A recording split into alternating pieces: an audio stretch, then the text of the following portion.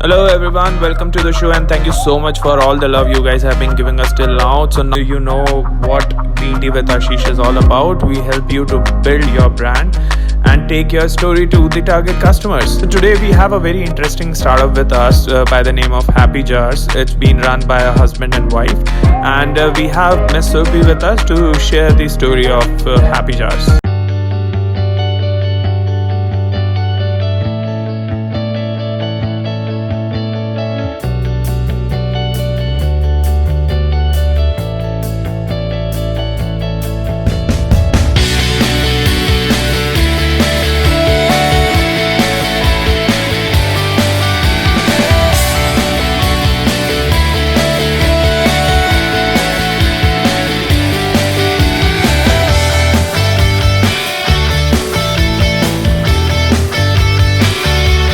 Thank you so much for taking time out. And thank you for having me. It's absolutely my pleasure to be here. Let's talk about your journey. 3 years that we've been around as a brand now, yes. Oh, that's great. And thank you for those samples. Eating peanut butter from those. Actually, my interest in the peanut butter itself has gone up, and it's a great fantastic. product. It's a great product you have. So let's talk about it. Let's talk about your journey. Let's start the show. Over to you. Sure. So I will start where we began. We started about 3 years back. We were still based in Bangalore at the time. Vikram, who's my co-founder, is actually a national riding champion. So he rides horses, and he's very big on protein and generally used to leading a very healthy life. So he couldn't find any brand in the market of peanut butter. He loved peanut butter from when he was in school, and he couldn't really find anything that was healthy. He always used to look at in the ingredient list and see what went into the product, and he couldn't find anything that was natural. So he decided to make his own stuff at home. And then after he started making it, he got a lot of great feedback from friends and family. So decided to get into the business journey. And then we moved from Bangalore to Delhi. We had a lot of changes in the business in the meantime in Delhi as well. We decided to get into retail, realized that it wasn't as easy as we had originally thought. So had to make quite a lot of changes to the brand on the packaging front especially. So we did a lot of work on that, got into retail in Delhi. And it's been about a year and a half that we've been full scale running this as a business. And I joined full time about a year ago. If you can share some of your learnings around the manufacturing side, and as you have, you build up the brand and then you made a lot of changes while the company was growing on the side. So Right. what are some challenges as a manufacturing company a startup faces? Sure. So actually, you're absolutely right. That was one of the hardest things that we've done was the decision to get into manufacturing. And the reason we took that call was, I guess, as novices, when you start your own product, making it in your kitchen, the way that the mind works is how do I scale this to make it larger and larger? And that's how we were thinking. So to us, honestly, we didn't look at going into an outside manufacturer right in the beginning. We wanted to make it ourselves. And as a result, our process is something that we've developed. Machines that we use, for example, they would not be used by a lot of nut butter manufacturers in India. So setting that entire thing up was not only a journey, because as Vikram and I are both not from a food manufacturing background, we're not from a food background, we're marketers and branding experts by profession. So learning everything ourselves, I remember the first time that we used to do the recipes, it was actually roasted on our tawa. We used to have like a saucepan, and then we went and bought like a tiny weighing scale, and we started to use the processes of a proper manufacturing company, but with very, very small kitchen level equipment. So the big challenge for us was how do you actually make that into a setup where every single jar that goes out tastes the same. Right. It's almost like you can't have one jar tasting different from the second one, different from the third one. So that for us was a challenge. We looked high and dry for machines based out of India. We got some things manufactured for us. We've actually just recently imported some machines for ourselves to use as well. So the challenge, and of course, there's FSSAI, and they're very supportive as an organization. So as long as you're meeting those standards and you have a unit, I think that's an important way to start. A lot of people asked us, are you still making this at home? But the first factory that we actually set up was within the first 2 months of launching and deciding to set up the business. We already had a factory space. Because when we decided to do this, we said we're going to do it the right way. Have a unit where you can focus your manufacturing, keep it clean and hygienic, have the standards in place, and that was where we committed to that very early on in our journey. But the manufacturing again, and you'll notice even in our industry, there are a few manufacturers and there are many more brands. So there's the same kind of taste of product and the same consistency will be found under lots of different brand names, all at different price points. But you will only find a Happy Jars in a Happy Jar. So we don't do private label. We don't do kind of white label stuff for other people. Right. And as you mentioned the name, Happy Jars, love the name, love what you guys are doing, love the product itself. So let's talk about it. What is it all about? So Happy Jars is a health food brand. We actually, ironically, the name happened, I think, in the first 5 minutes. That was the first name we came up with. Really liked it. So right now we are experts in peanut butter, almond butter, and cashew butters. Our products use no added oils and no preservatives at all. And we ourselves don't add any refined sugar. So we use jaggery, and we're looking at other natural versions of sugar, but not refined sugar. The idea behind Happy Jars is for it to be a healthy, uncomplicated food brand. And I'll tell you a little bit about the journey. So, from when Vikram was growing up, they always had like large gardens, and they used to grow a lot of their vegetables themselves because he was in the army. His dad was in the army rather, and that whole idea of real food, what we now call clean ingredients is actually what food used to be called earlier. You didn't have clean and unclean ingredients, it was just food. And for us, that's important. So we've gone back to using real ingredients. So our largest seller, which is the classic tasting peanut butter, which is sweetened with jaggery, has only three things in it. It has peanuts, it has jaggery, and it has a tiny pinch of salt. And other than that, we don't add any preservation, we don't add any hydrogenated fats, we don't add emulsifiers. So, sometimes there's oil separation and things like that. Those are aspects of a product that are different from what you would find out in the market. And it's called Happy Jars and is not centered around nut butters, even though that's the product that we have. And the reason is because for us, nut butters is an important start, but it's a start. So our vision is actually much larger than that. We want to get into other categories, and there's a world of foods out there that we're going to explore.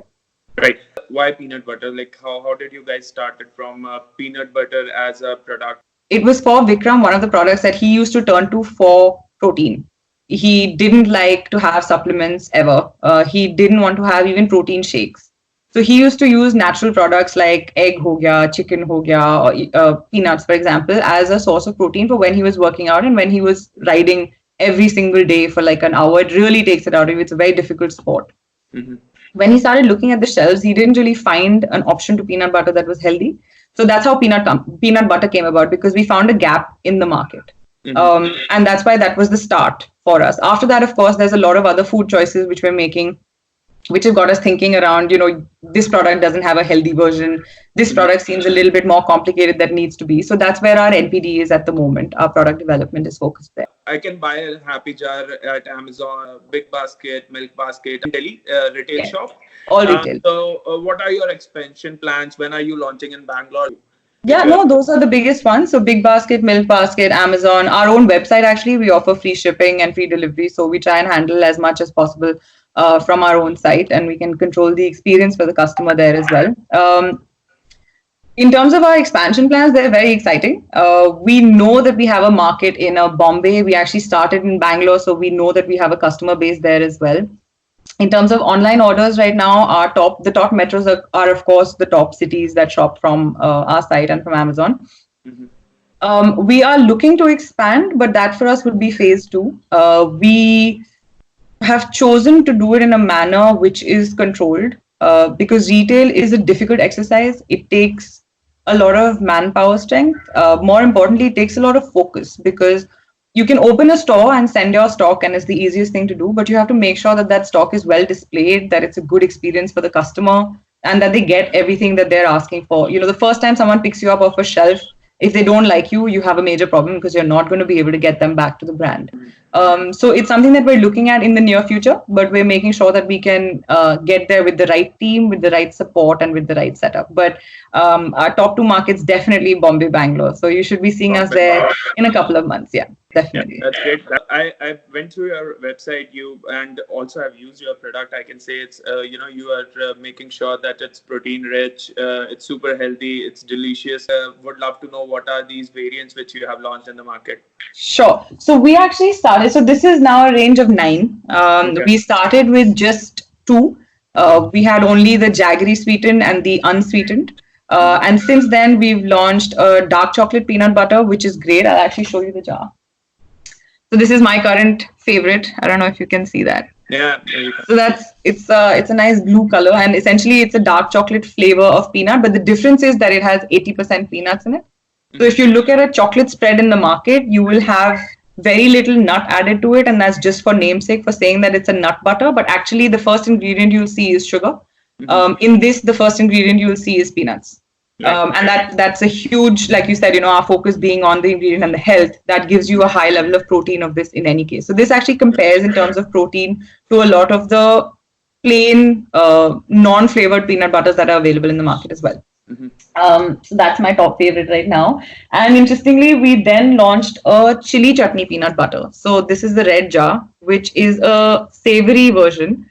It's 100% natural again. So there's only peanuts, some spices, and a little bit of salt. But it goes really well with, let's say, if you're having any kind of breakfast which is sweet. So dosa, idli, upma. So I know in the south you guys have a lot of that stuff, right? So you have like a podi chutney. It tastes a little bit like podi, but it goes really well with paratha, with besan chila, poha, especially. In fact, because you already got peanuts in there.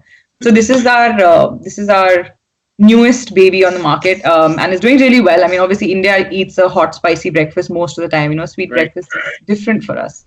So this is an important launch for us. So we have right now 6 peanut butters. We have 2 almond butters. We have an unsweetened almond and a dark chocolate almond.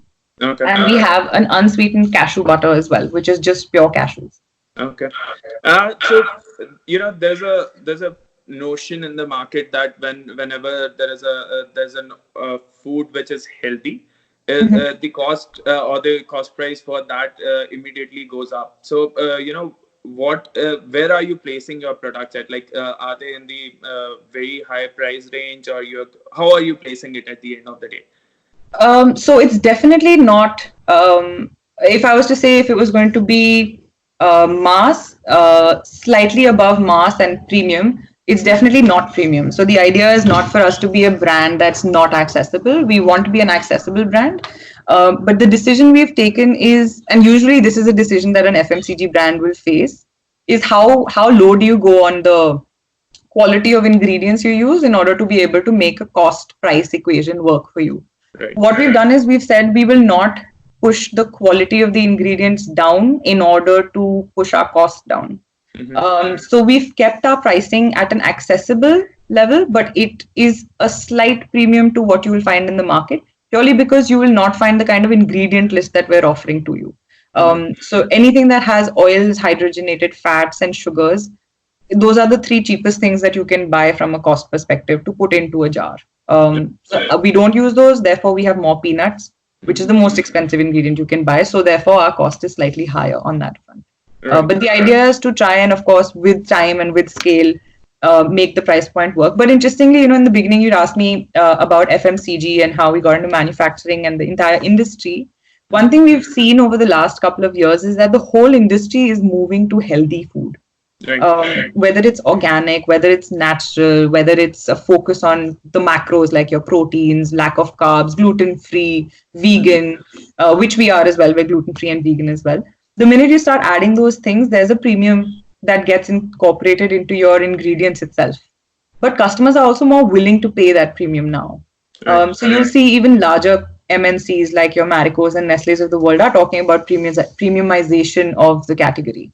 So I think the whole market is moving in that direction, and it's a very, very exciting time for food brands like us, who can find a niche of customers that works, and then work with that niche to make it a larger appealing brand.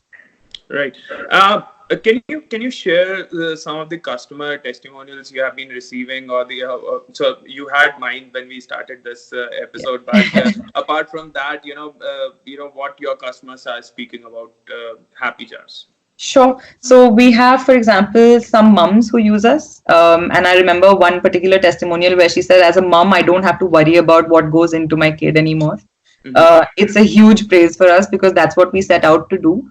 As people, you don't want to put chemicals in your body, and least of all when you have a baby. And I know that even more now with our baby, that we want to put only home food, only food that you would directly eat. Yeah. Then we have other customers who are really appreciative of the fact that it tastes, and the texture and the consistency that you get is very different from from other nut butters, because it's natural.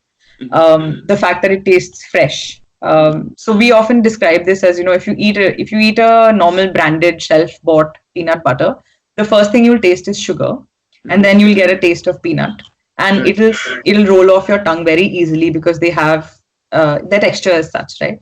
If you eat Happy Jars, the first taste you will get is the nut, whether it's the peanut or the almond or the cashew, and after that you'll start tasting the flavor of what goes into that.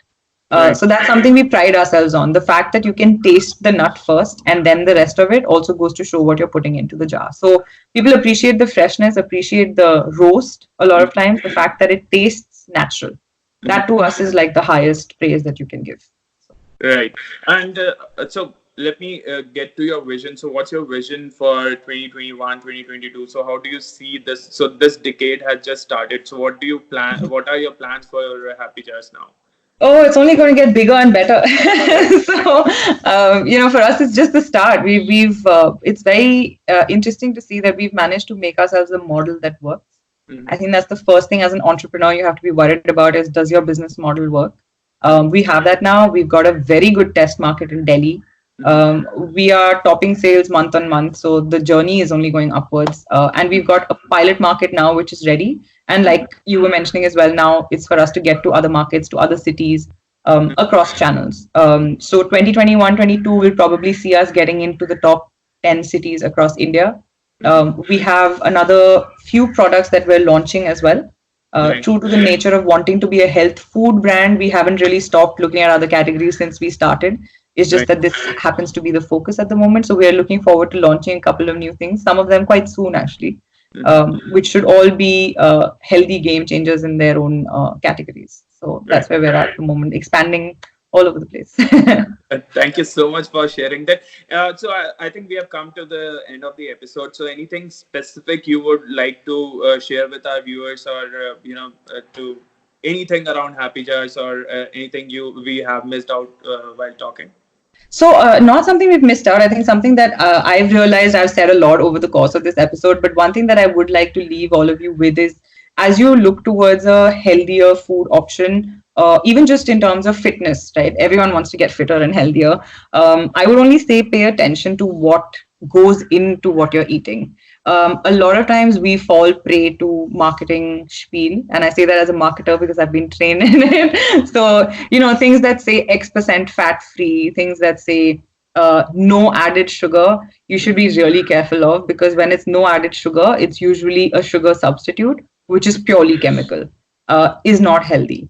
When something is saying that it's X% fat free, it usually means that they've replaced some of the fat from the real food with something else. So the fact that ghee, for example, right now is something that is coming back, and we've been asked to eat ghee, even though earlier people would have said, run away from butter, run away from oil, run away from ghee, to rehne do, right? Don't eat it. Is because real food is what makes us healthy in the long run. Right. So pay attention to the ingredients that you're eating. And of course, please try Happy Jars because we are now at a stage where you will be seeing us in storefronts around you. And I promise you, if you try us and you get into a blind taste test, pick up any other peanut butter jar, pick up a Happy Jars, and you will be able to taste the difference in that bite. So And I that's can vouch for that. thank you. I'm glad we have converted you. Thank you so much for your time, Surabhi. Glad Thank talking to you, and I think viewers will be definitely trying one of these jars. And thank you so Yes. much, and best of luck for Thank you very much. for your journey. Thanks, Thank you. Ashish, for having us here. Thank Bye. you. Bye.